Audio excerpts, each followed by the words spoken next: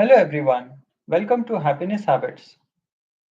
The mission of Happiness Habits is to spread happiness and joy to everyone.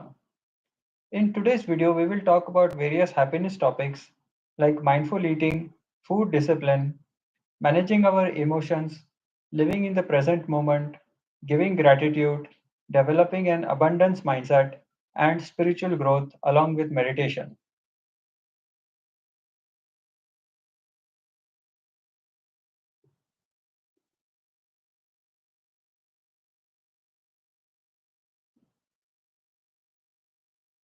We will start with mindful eating. Can you give some good ideas about mindful eating? Sure. Mindful eating involves being fully present and engaged with the experience of eating. Here are some tips for mindful eating. Set aside dedicated time for eating without distractions like your phone or TV. Appreciate the food's appearance, texture, and smell. Take small bites and chew slowly, noticing the taste and texture of each bite. Be mindful of your hunger and fullness levels and stop eating when you're satisfied.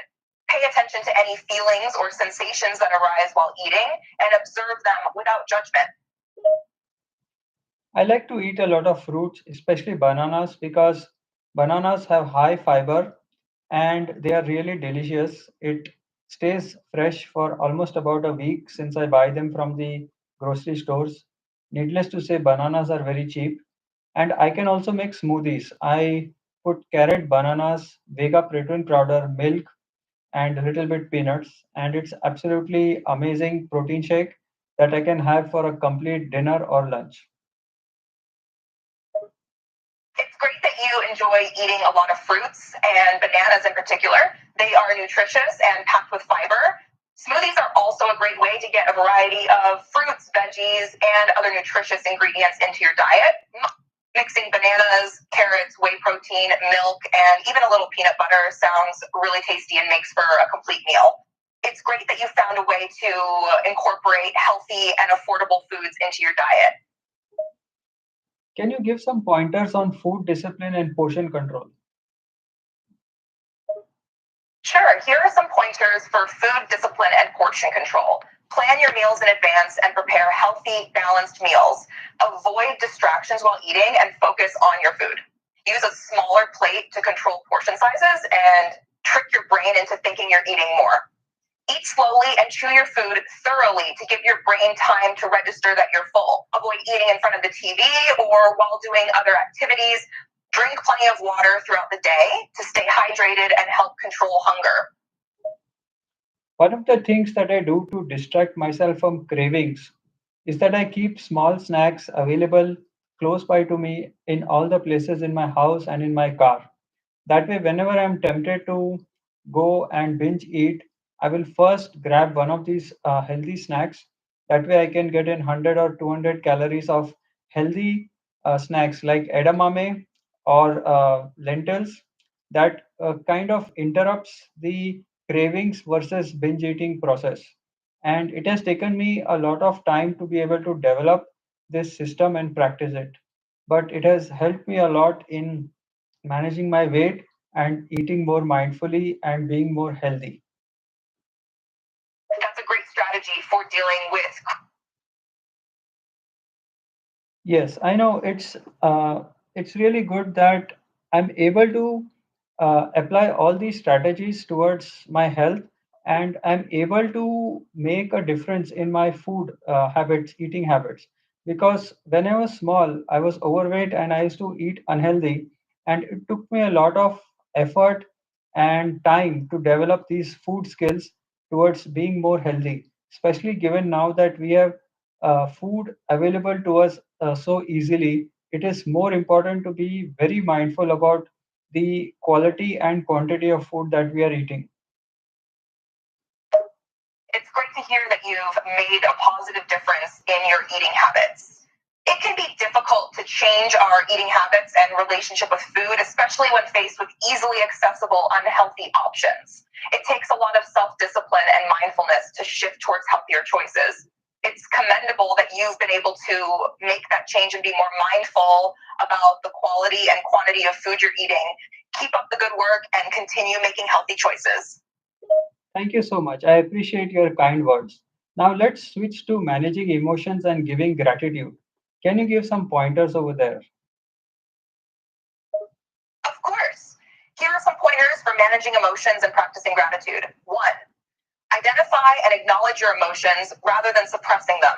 Two, practice mindfulness or meditation to cultivate self awareness and control over your thoughts and emotions.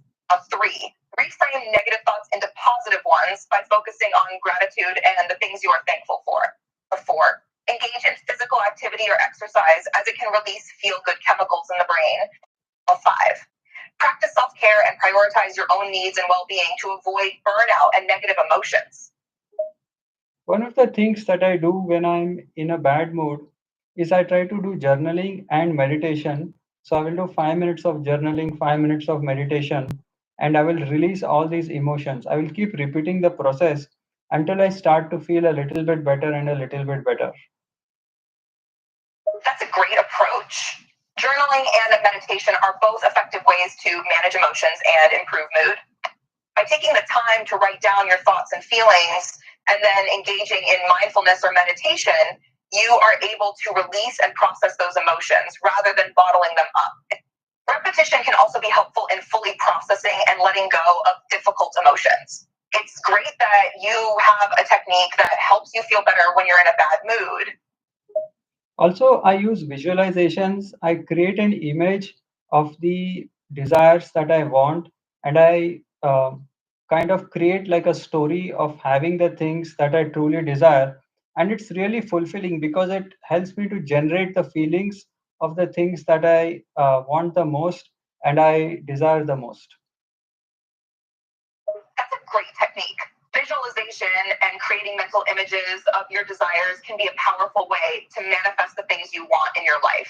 By envisioning yourself already having what you desire, you're able to tap into the feelings and emotions that come with having those things. It can help to motivate and inspire you to take action towards achieving your goals. One of the things that I also do to regulate my emotions is to go slow. If I want something or I think that it will take X number of days, then I immediately double it because now I've realized through experience that many times it takes twice the amount of time that we initially anticipate to achieve something, especially if it's not our core strength or if it is something that we have been struggling for a long time. Sometimes for some milestones, I will even give 3 times the amount of time that I feel it should take to for me to achieve that goals. That's a smart approach. It's important to set realistic expectations for ourselves and be aware that things may often take longer than we anticipate. Doubling or even tripling the amount of time you think something will take can help to alleviate pressure and reduce disappointment if you don't reach your goal as quickly as you had hoped. This allows for more flexibility and room for unexpected challenges or setbacks.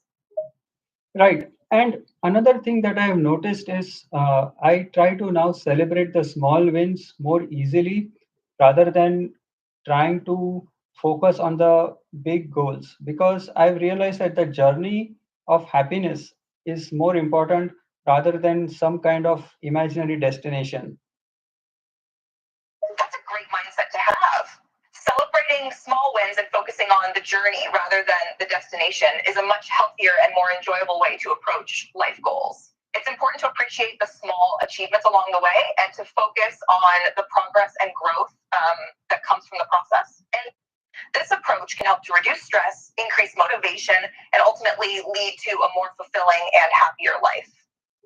One of the things that I do to manage my emotions is letting go of the past feelings. And I've done that successfully by releasing a lot of my past regrets, past angers, past frustrations by simply acknowledging that those were the price that I needed to pay to achieve the success that I'm enjoying today. That's a very wise and powerful approach to dealing with past emotions and regrets. By acknowledging and accepting that the experiences and feelings of the past were a necessary part of your journey to success, you are able to let go of the negative weight and burden that those emotions can bring. By recognizing that you have learned and grown from these experiences, you can focus on the present and the future with a sense of gratitude and resilience. Absolutely. And the things about emotion is the emotions are so out of control sometimes that we need to have a system in place. Generally, the school will never teach about emotional regulation. They are all about the curriculum, they are all about the study, they are all about maybe science, arts, and commerce and mathematics. But emotional regulation is something that we have to pretty much learn on our own. So this is something that I feel we need to talk more how to release all the emotions effectively, how to process all the emotions effectively, and how to most importantly hold on to all the good feelings and the positive feelings that we have. You are absolutely right. The education system does focus primarily on academic and technical skills, while emotional regulation and mental health are often overlooked. In reality, emotional regulation is a vital skill for navigating life and maintaining overall well being. Learning how to manage and process emotions effectively and also recognizing and holding on to positive feelings is crucial for maintaining a healthy mindset and leading a happy and fulfilling life. Now let's switch back to abundance mindset. How to develop an abundance mindset and how to create a mindset full of possibilities and believe that we can achieve all our desires in an easy way that is fulfilling to us and that is also meaningful to us. Developing an abundance mindset involves shifting our perspective from scarcity to abundance. This means believing that there is enough for everyone and that opportunities and resources are plentiful and accessible. To cultivate an abundance mindset, it can be helpful to practice gratitude, focus on the positive aspects of life, and let go of the fear of scarcity. It's also important to have a growth mindset, which means believing that your abilities and potential are constantly evolving. By having an abundance mindset, you'll be able to recognize possibilities and opportunities that you may have missed before and approach life with optimism and confidence. Tell me, when scarcity mind takes over, why do people feel so scared? And why is abundance mindset not readily available to us as a natural form of self expression? When a scarcity mindset takes over, people often feel scared because they believe there is not enough to go around. This fear stems from a belief that resources such as money, opportunities, or relationships are limited and finite. People with a scarcity mindset may feel like they have to compete and compare themselves to others in order to get their fair share, leading to feelings of anxiety and stress. An abundance mindset, on the other hand, is not as readily available because it goes against our natural instincts and inclinations towards survival and preservation. It requires a shift in perspective and a deliberate effort to overcome the fear of scarcity. Yes, and for me to develop my abundance mindset, I had to take several personal development courses over the years. I had to invest a lot of time into changing my thoughts, into meditation, into reframing how things actually work, to understand the law of attraction, to understand the law of abundance. Developing an abundance mindset can be a process that takes time and effort, and it's great that you've invested time into personal development courses and learning about concepts such as the law of attraction and law of abundance. These tools and practices can help shift our thinking from scarcity to abundance and ultimately lead to a more positive and fulfilling life. It's important to keep an open mindset and to continuously work on growing and developing our beliefs and perceptions. Now let's switch to spiritual growth with help of meditation. Can you tell how a person can use meditation to enhance their spiritual growth?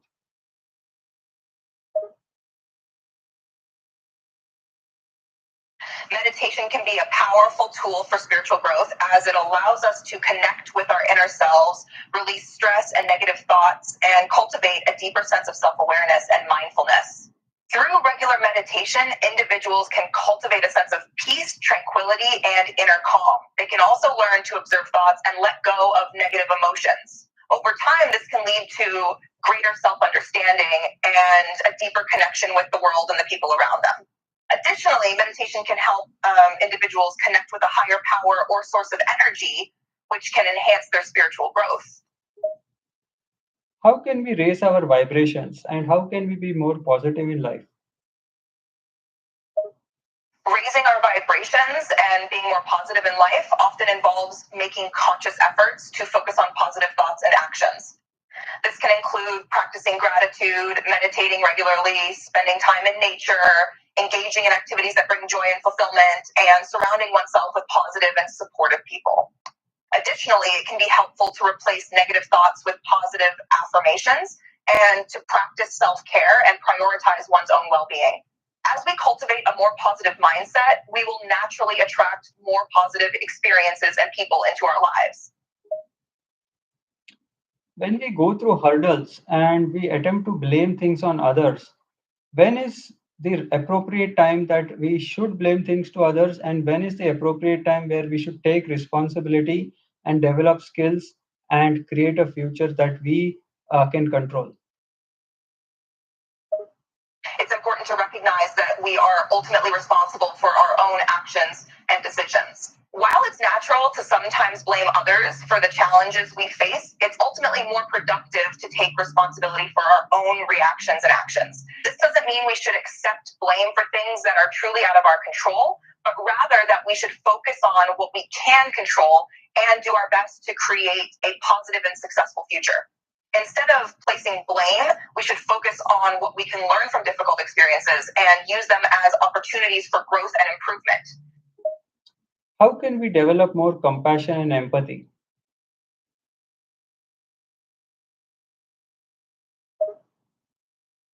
Developing more compassion and empathy involves consciously making an effort to understand and identify with others' feelings and perspectives. This can include practice active listening, putting oneself in others' shoes, and avoiding making judgments. Showing genuine interest and concern for others and being willing to help and support them can also help to nurture compassion and empathy. Reading books, watching movies, or engaging in conversations that focus on different perspectives can also be helpful. Lastly, practicing mindfulness and gratitude can foster self-awareness and strengthen one's capacity to feel empathy and compassion towards others. So, I would like to thank you for this amazing conversation. We touched on many topics like mindful eating, managing our emotions, developing an abundance mindset, and spiritual growth. Can you summarize everything quickly? Thank you for the conversation as well. As a summary, the topics touched upon are 1.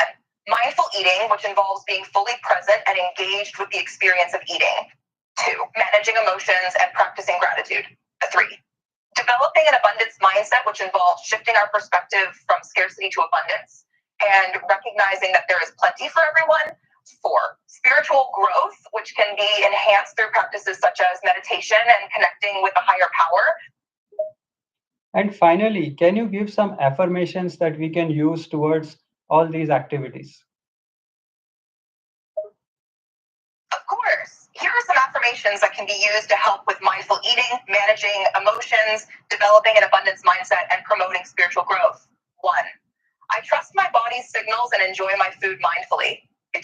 I release my negative emotions and choose to focus on what I'm grateful for. 3. I believe that abundance is unlimited and I deserve to have all that I desire. 4. I am open and receptive to the guidance of my higher power and trust in the journey I'm on. Thank you so much, and it was a pleasure talking with you.